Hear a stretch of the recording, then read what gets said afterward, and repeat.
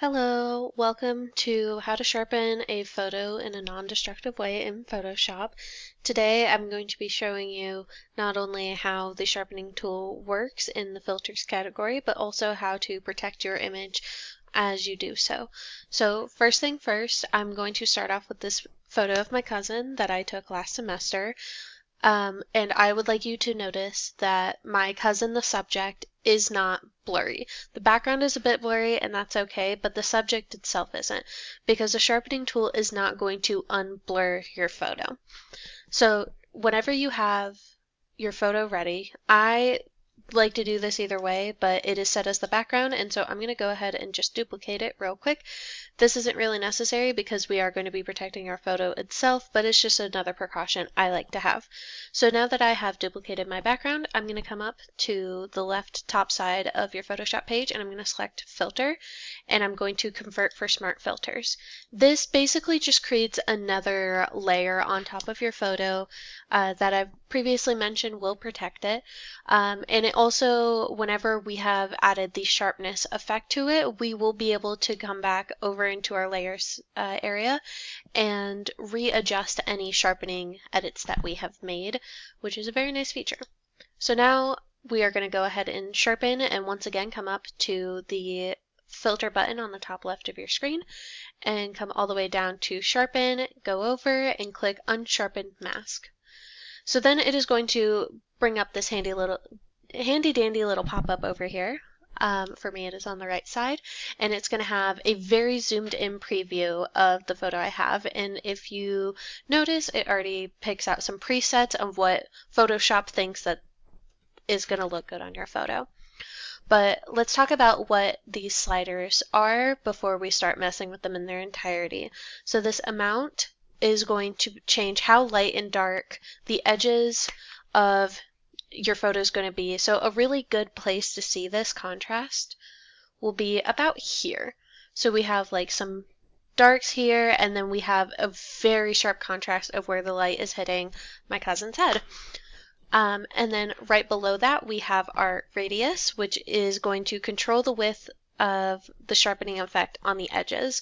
So kind of think of it as a halo effect on these bright pixels right here. And then you have the threshold, which determines how the pixels in your photo, how different they have to be from one another in order for the sharpening effect to take place.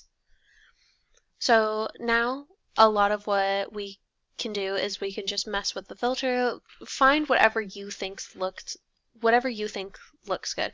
If you want to crank this all the way up, this is actually a really good example to show how the kind of halo effect I was talking about happens, where it has picked the dead center of the brightest pixel in that area, and it has kind of created a very bright effect around that pixel.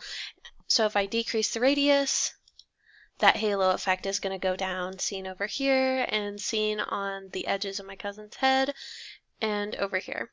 So I'm going to decrease the amount by a lot, and I think this is starting to look pretty good.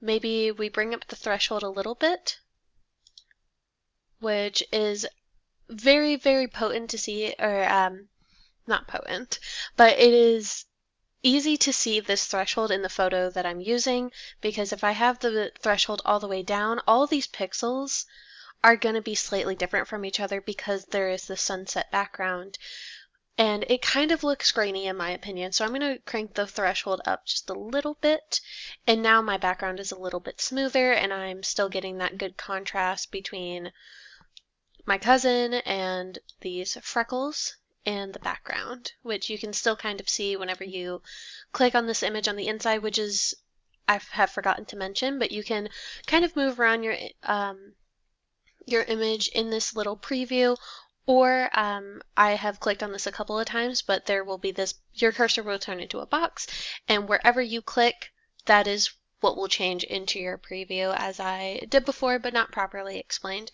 And if you're ever unsure of how much sharpening you've done to your image or how much change that you have created, there is a preview button over on the right side of the little pop-up, and you can always turn that off and turn it back on again to see how your image is looking.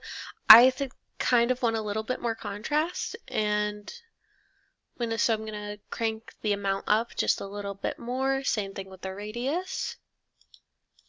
And I'm really liking how this is looking. And kind of another place that you can look for this contrast is in the eye here, where when it's on, you can see the little sparkles in my cousin's eye. But then if I turn off the preview, you can't really see it at all. And that's one of the reasons that I think this is a really good tool.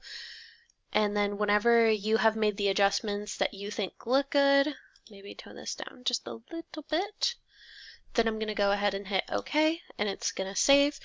And over in the layers category, as I mentioned before, because we converted this into a smart layer, we now can see that there is an unsharp mask, and I can go ahead and just like turn that off, toggle it on and off again.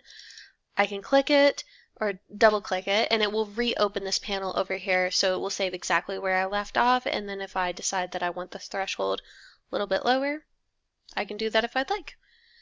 I hope this tutorial was really helpful and it showed you a little bit more about how the sharpening tool works and how the Smart Layers filter works, and have a great day.